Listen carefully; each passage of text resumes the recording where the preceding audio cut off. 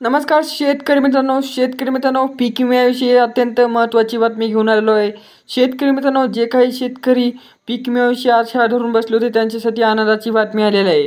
शेतकरी मित्रांनो, तुम्हाला तर माहीत आहे, जे काही आपल्या आचारसंहितेमुळे आपले पैसे थकीत होते, आता त्यांना हिवाळी अधिवेशनाच्या पहिल्या आठवड्यामध्ये तुम्हाला पैसे वितरण होण्यास सुरू होऊ शकते। शेतकरी मित्रांनो, कारण की आता महाराष्ट्र सरकारने आपले जे बजेट आहे ते मांडलेलं आहे, त्यामध्ये आता समजत आधी पीक विम्याचे हे नाव म्हणजे की पीक विम्याची जी काही रक्कम बाकी आहे ती मागण्यात येणार आहे। कारण की शेतकरी मित्रांनो, तुम्हाला माहीत आहे, शेतकऱ्यांचे 6 महिन्यात 4 ते 5 महिन्याखाली खूपच मोठे नुकसान झाले।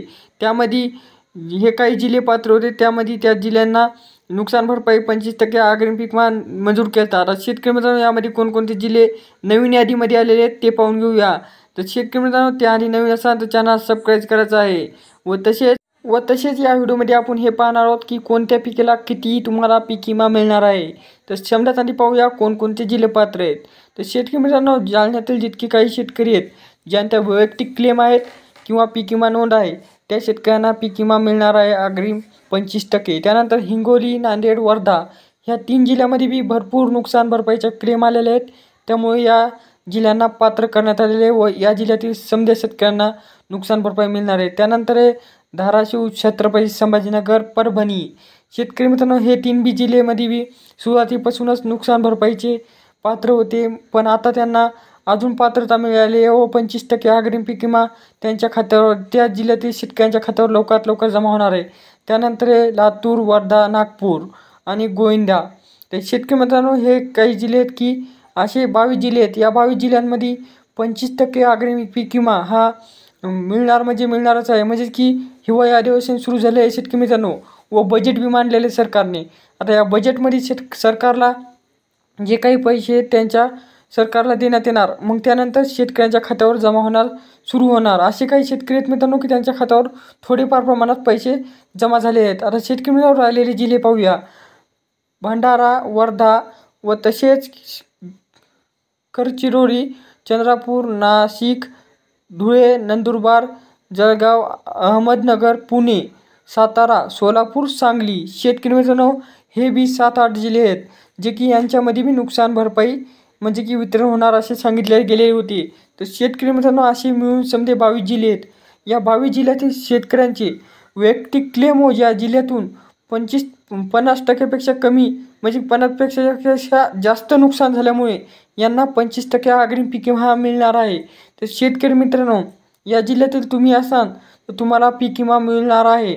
व तसेच शेतकरी मित्रांनो, आता पाहूया कोणत्या पिकाला किती पीक विमा मिळणार आहे। तर शेतकरी मित्रांनो, राज्य सरकारने आपल्याला 1600 कोटी हा निधी पीक विम्यासाठी मंजूर केलेला आहे। तर या अनुसार आपल्याला हेक्टरी किती पीक विमा मिळणार आहे ते सांगतो। तर शेतकरी मित्रांनो, सोयाबीन जर असेल तर सोयाबीन या पिकाला तुम्हाला हेक्टरी 12,500 असे मिळणार आहेत। त्यानंतर तुमचा जर कापूस असेल शेतकरी मित्रांनो, तर कापसाला तुम्हाला हेक्टरी 15,500 असे मिळणार आहेत अनुदान म्हणजे की शेतकरी मित्रांनो। त्यानंतर जर तुमचे तूर असेल तर तुरीला मित्रांनो 27,500 मिळणार आहेत। तर शेतकरी मित्रांनो, आता यावर अवलंबून आहेत की तुमचे पीक बागायतीमध्ये मोडते किंवा जिरायतीमध्ये मोडते। त्यानंतर शेतकरी मित्रांनो, तुम्हाला हेक्टरी 27,500 ते 32,500 या दरम्यान पैसे मिळू शकतात, ही अंदाज आहे शेतकरी मित्रांनो। त्यानंतर हा पीक विमा तुम्हाला कधी मिळणार आहे, तर शेतकरी मित्रांनो, नेमकेच हिवाळी अधिवेशन सुरू केलेले आहे। आता हिवाळी अधिवेशन सुरू केल्यानंतर त्यांना बजेट बी मांडलेलं आहे। ते येणाऱ्या 1 ते 2 आठवड्यानंतर जे काही शेतकऱ्यांचे राहिलेले 25% अग्रिम पीक विम्याचे पैसे आहेत ते शेतकऱ्यांच्या खात्यावर व्यवस्थितप्रमाणे खात्यावर जमा होणार आहेत। त्यामुळे शेतकऱ्यांनी थोडीशी चिंतित व्हायची गरज नाही। व तसेच काही शेतकरी असे कमेंट करतात की आता यांना दे तर तू तुझ्या घरातून दे। तर शेतकरी मित्रांनो, ही जी काही आपल्याला न्यूजवाली बातमी देतात ती तुमच्यापर्यंत पोहोचण्याचे माझे काम करतो मी। त्यानंतर तुम्हाला भेटेन का नाही ते सरकारचे काम आहे, त्यामध्ये मी कशाला पडू। पण शेतकरी मित्रांनो, याचबरोबर आपल्या चॅनल सबस्क्राईब करायचं आहे, कारण की नेहमीच PM किसान असो, नमो शेतकरी असो, लाडकी बहीण असो किंवा पीक विम्याविषयी शेतकऱ्यांची प्रत्येक डिटेल माहिती ही त्यांच्यापर्यंत पोहोचण्याचे माझे काम असते, जे की मी पार पडत आहे। पण शेतकरी मित्रांनो, तुमच्यातलेच काय असे शेतकरी असतात की ते बातमी खोटी म्हणून डबल मलाच उलटे कमेंटमध्ये म्हणतात की तू देणार का नाही, हे करणार का.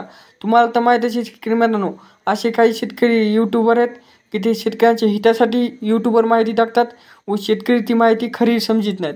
तर शेतकरी मित्रांनो, यात माझी काही चुकी नाही. जी काही माझी माहिती येते ती तुमच्यापर्यंत पोहोचत असतो. भेटूया नेक्स्ट शोमध्ये. तोपर्यंत धन्यवाद.